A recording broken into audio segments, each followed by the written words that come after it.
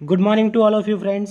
मैं राहुल कुमार एक बार फिर से आप सबका अपने YouTube channel career mentors points में स्वागत करता हूं। तो दोस्तों आज है 20 जून और 20 जून से रिलेटेड सभी इंपॉर्टेंट करंट अफेयर्स और उसके फैक्ट्स को लेकर हम लोग आए हैं।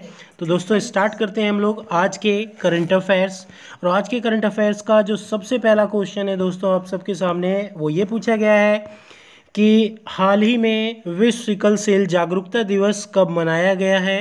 अगर हम लोग बात करें world sickle cell awareness day की, तो ये एक प्रकार की बीमारी है जिससे में अगर हम लोग बात करें एनीमिया या लाल रक्त कोशिका जैसी समस्याओं से ग्रसित लोगों के लिए इसे दिया या कहा जाता है।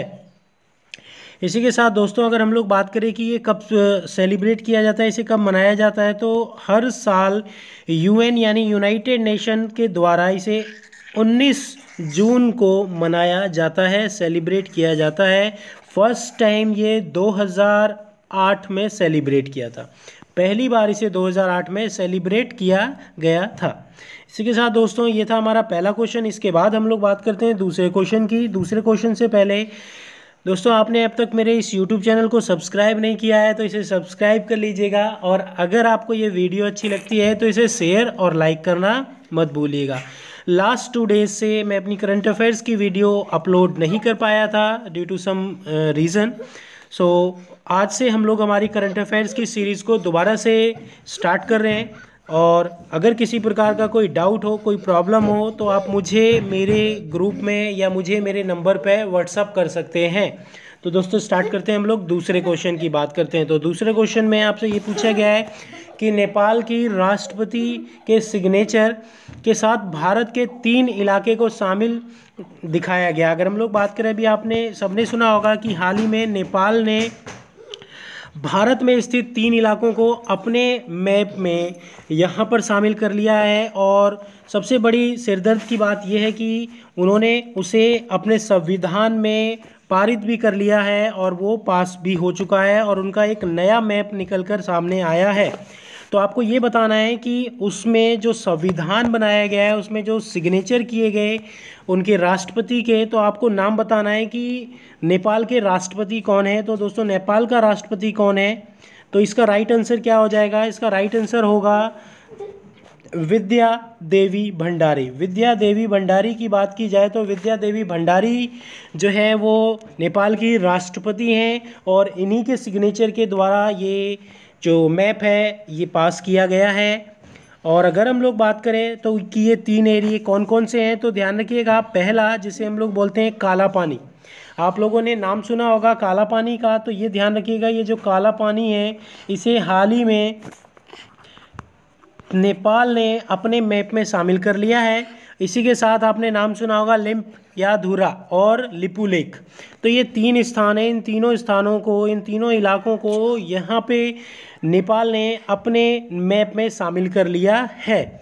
इसी के साथ दोस्तों अगर हम लोग बात करें थर्ड क्वेश्चन की, तो तीसरा क्वेश्चन जो आपसे पूछा गया है कि अभी हाल ही में एयर वेंटी ऐप जो लॉन्च किया गया है वो कहाँ पे और ऐप लॉन्च किया गया है?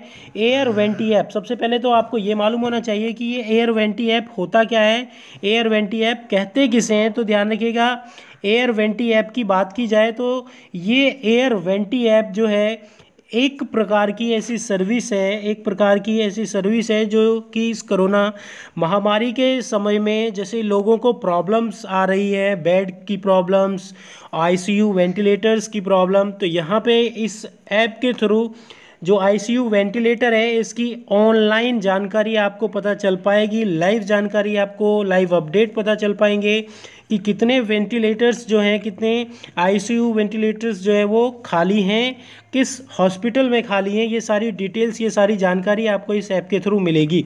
तो सबसे पहले अगर हम लोग बात करें ये ऐप कहाँ पे लॉन्च किया गया है, तो ये ऐप लॉन्च किया गया है मुंबई में। मुंबई में दोस्तों ये लॉन्च किया गया है। मुंबई की बात की जाए तो ये महाराष्ट्र की राजधानी है, और अगर हम लोग बात करें यहाँ के जो सीएम है वो कौन है, तो उद्धव ठाकरे जी यहाँ के सीएम है। इसी के साथ तीसरे के साथ बाद हम लोग फोर्थ क्वेश्चन की बात करते हैं।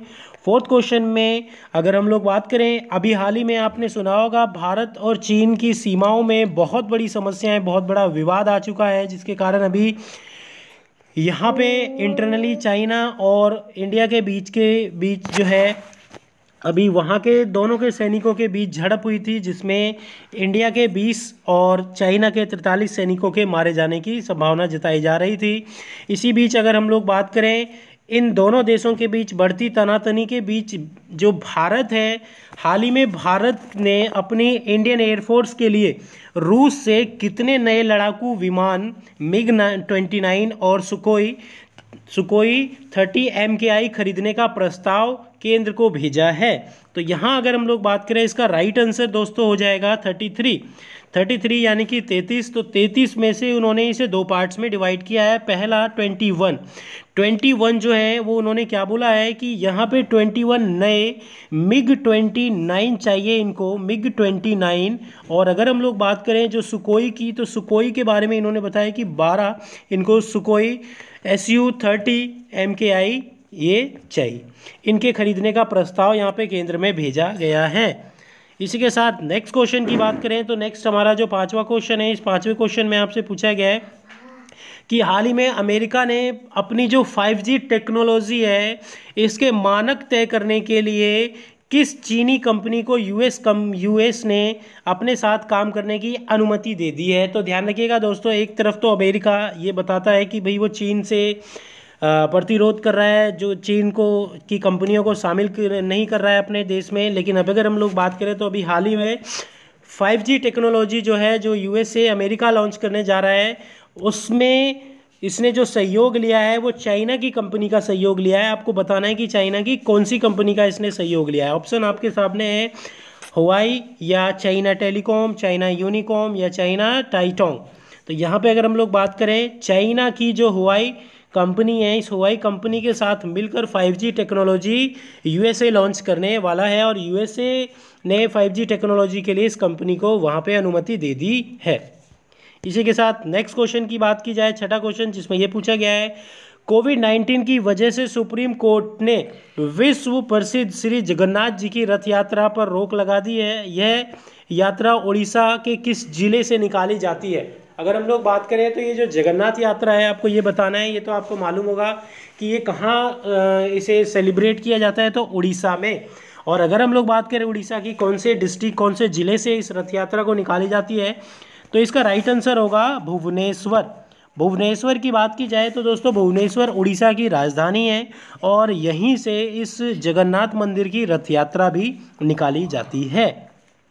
इसी के साथ नेक्स्ट क्वेश्चन की बात की जाए तो नेक्स्ट क्वेश्चन जो है सातवां क्वेश्चन, जिसमें आपसे ये पूछा गया है कि हाल ही में पूर्व मंत्री अच्युत काशीनाथ सिन्हाई उरुगवन शंकर का 16 जून को निधन हो गया है। आपको ये बताना है कि ये कौन से राज्य से थे, जिनका अभी हाल ही में निधन हो गया है। तो ये कौन से राज्य से थे, गोवा राज्य से थे।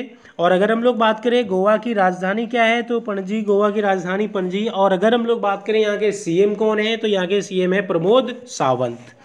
इसी के साथ दोस्तों अगर आपको मेरी वीडियो अच्छी लग रही है तो इसे शेयर करना मत भूलिएगा और लाइक के साथ साथ अगर आपने अब तक मेरे चैनल को सब्सक्राइब नहीं किया है तो इसे सब्सक्राइब भी कर लीजिएगा। और जैसा कि आपको पता होगा कि यहाँ पे इसकी पीडीएफ की लिंक जो है आपको डिस्क्रिप्शंस में अवेलेबल हो जाएगी। हर सीरीज़ के लास्ट में मैं आपसे क्वेश्चन पुटअप करता हूँ। आज भी हम लोग एक क्वेश्चन लेकर आए हैं जिसका जवाब आपको कमेंट्स में कमेंट करके देना होगा।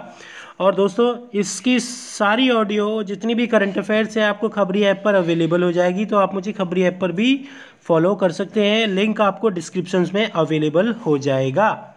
इसी के साथ नेक्स्ट क्वेश्चन की बात करें, नेक्स्ट जो 8वां क्वेश्चन आपसे ये पूछा गया है, हाल ही में किस बैंक ने भारत को $750 मिलियन के ऋण देने की स्वीकृति कर दी है। तो यहाँ पे वो कौन है, तो यहाँ पे अगर हम लोग बात करें वो कौन सा बैंक है जिसने $750 मिलियन देने की बात रखी है, तो ध्यान रखिएगा ऑप्शन सी की बात की जाए तो option C is a right answer, जिसने भारत सर को 750 मिलियन की डॉलर की जो ऋण की स्वीकृति है वो दे दी है। इसी के साथ अगर हम लोग बात करें world bank, Asian development bank, IMF, तो यहाँ पे इनके द्वारा नहीं बल्कि AIIB के द्वारा ये लोन की स्वीकृति दी गई है। इसी के साथ नेक्स्ट क्वेश्चन की बात की जाए तो नेक्स्ट क्वेश्चन जो आज की सीरीज का लास्ट क्वेश्चन है, BCCI के लोकपाल जस्टिस DK जैन का कार्यकाल कितने साल के लिए हाल ही में बढ़ा दिया गया है। तो ध्यान रखिएगा अगर हम लोग बात करें इनको जो है अगर हम लोग बात करें 2019 में, ये जो बीसीसीआई की बात की जाए तो ये डीके, जो जस्टिस डीके हैं, इनको पहला लोकपाल बनाया गया, पहला लोकपाल नियुक्त किया। 1 साल की इनकी जो अवधि है वो बढ़ा दी है, 1 साल की इनकी जो अवधि है उसे बढ़ा दी गई है। यह सुप्रीम कोर्ट के पूर्व न्यायाधीश भी रह चुके हैं। 2019 में इन्हें बीसीसीआई का पहला लोकपाल नियुक्त किया था। और अगर हम लोग बात करें तो फरवरी में इनका कार्यकाल समाप्त हो जाना था, लेकिन अगर हम लोग बात करें इसी कारणवश से इनका जो कार्यकाल है दोबारा से 1 साल के लिए एक्सटेंड कर दिया गया है, बढ़ा दिया गया है। तो ये थे दोस्तों हमारे आज के करंट अफेयर्स। अब हम लोग उस क्वेश्चन की बात करेंगे जो क्वेश्चन आपके लिए है, जिसका आंसर आपको कमेंट बॉक्स में कमेंट करके देना है मुझे। क्वेश्चन आपके लिए ये है कि जो फिस्कल पॉलिसीज़ होती हैं, जो फिस्कल पॉलिसीज़ होती हैं वो किसके द्वारा बनाई जाती है? फिस्कल पॉलिसीज़ कौन बनाता है दोस्तों? RBI, planning commission, finance ministry या सेबी? आपको राइट आंसर कमेंट बॉक्स में कमेंट करके लिखना है। तो दोस्तों ये थे हमारे आज के करंट अफेयर्स। अगर आपको वीडियो अच्छी लगे तो इसे अपने दोस्तों, अपने फ्रेंड्स, अपने ग्रुप में शेयर करना मत भूलिएगा।